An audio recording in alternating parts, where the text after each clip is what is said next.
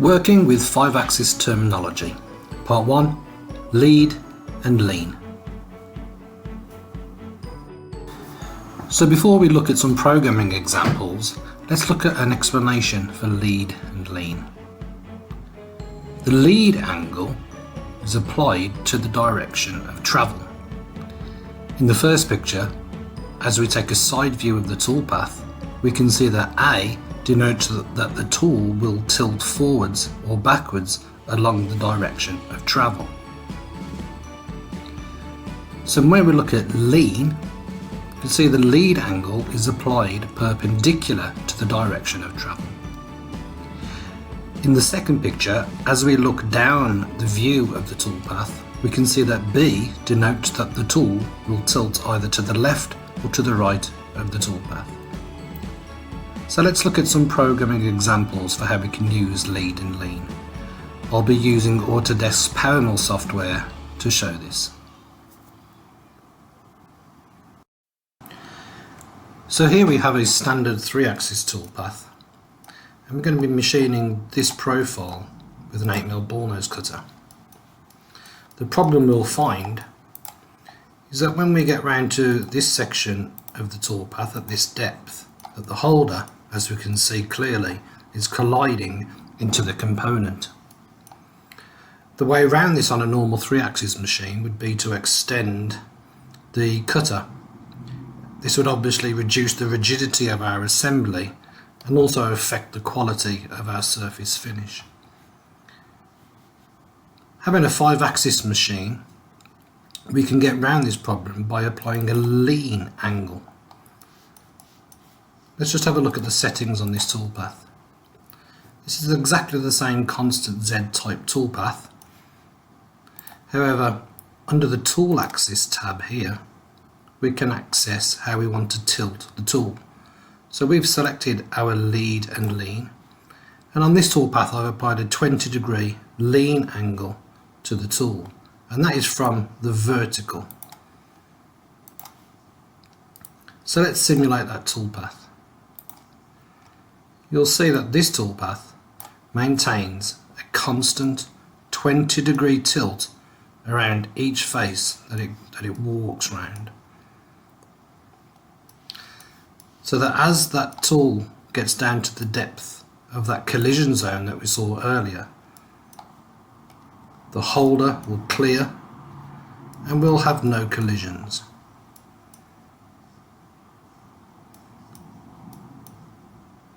So this has enabled us to keep a short assembly, which has helped us to maintain a rigid assembly, which means we can machine faster, which will improve the cycle time, and also we can maintain that quality of surface finish.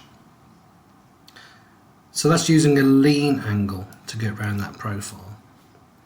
One of the things that Autodesk PowerMill have introduced, which is a great option, is the option to select automatic, so that we can hand the process over to PowerMill, and PowerMill will decide when to introduce that lean angle down that profile.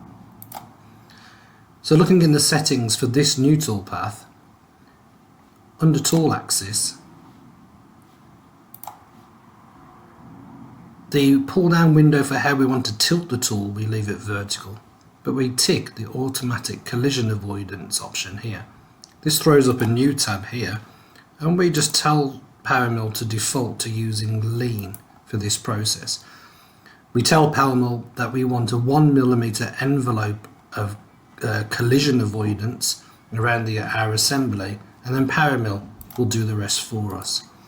Let's simulate that toolpath to see what PowerMill has done, and we'll notice straight away that PowerMill starts off in the vertical orientation.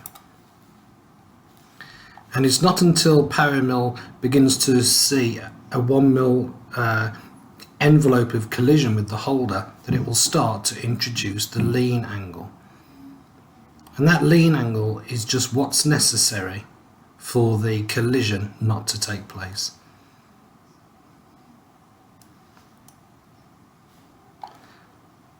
It's a great advancement that PowerMill have introduced here.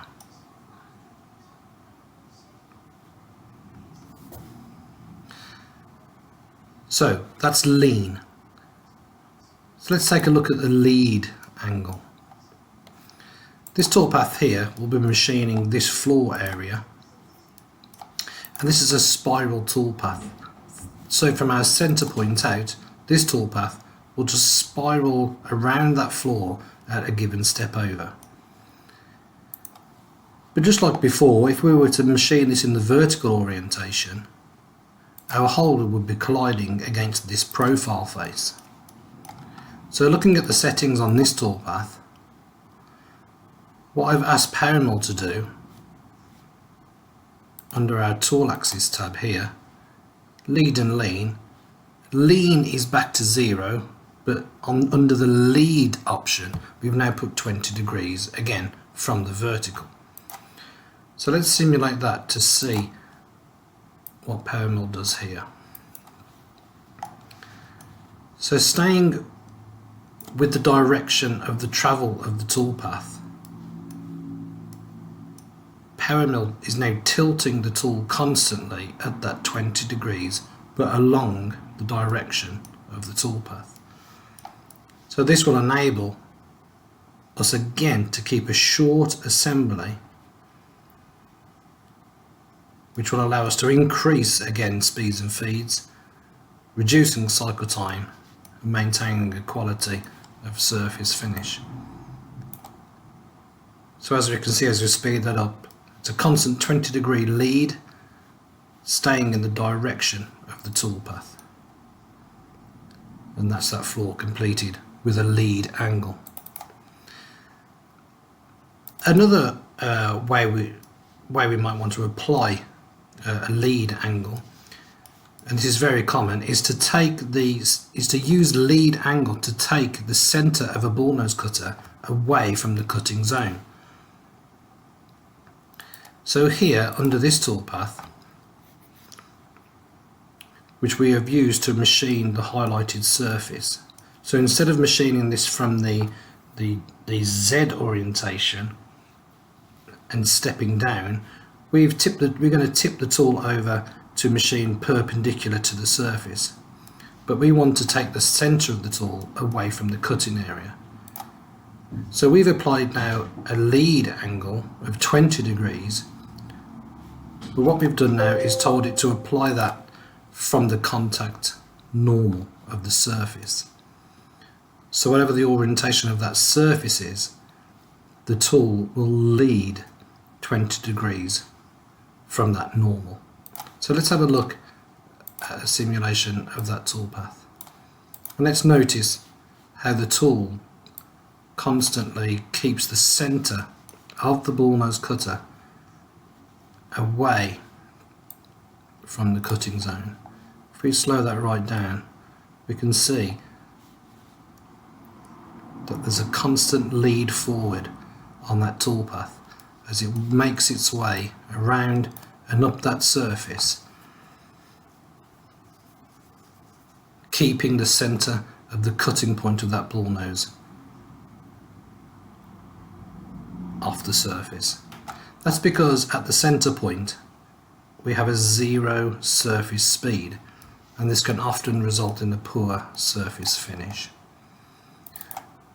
Another option here on this same surface is to use a method called Sturz milling, where we want to come true to that surface, but instead of using a ball nose with a small cusp height, we want to use a large end mill that has a large contact area that will allow us to increase our step over, which will reduce cycle time whilst maintaining the surface quality. So again, just looking at the settings for this toolpath,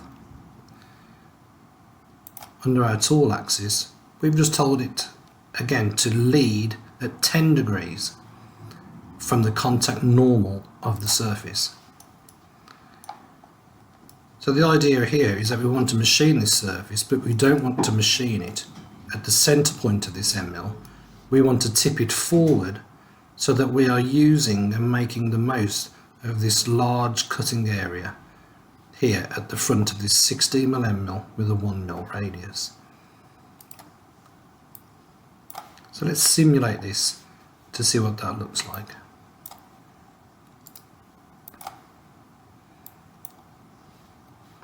And we can see that that tool is constantly leading forward to cut on the front of that end mill, so that as it makes its way round and up that surface, it's constantly leading ahead of the tool to make the most of that large cusp area. An excellent option with 5-axis machining. So finally, let's take a look at machining this pocket in here. And this is going to be an excellent example of how we can ask PowerMill through the automatic option to apply a lead and lean so that we can get around this pocket without any collisions.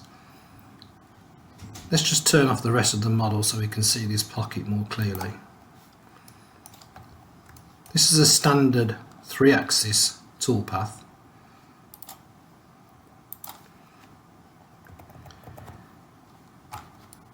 And as this toolpath would reach the bottom of this pocket, we would see again that the holder would begin to collide.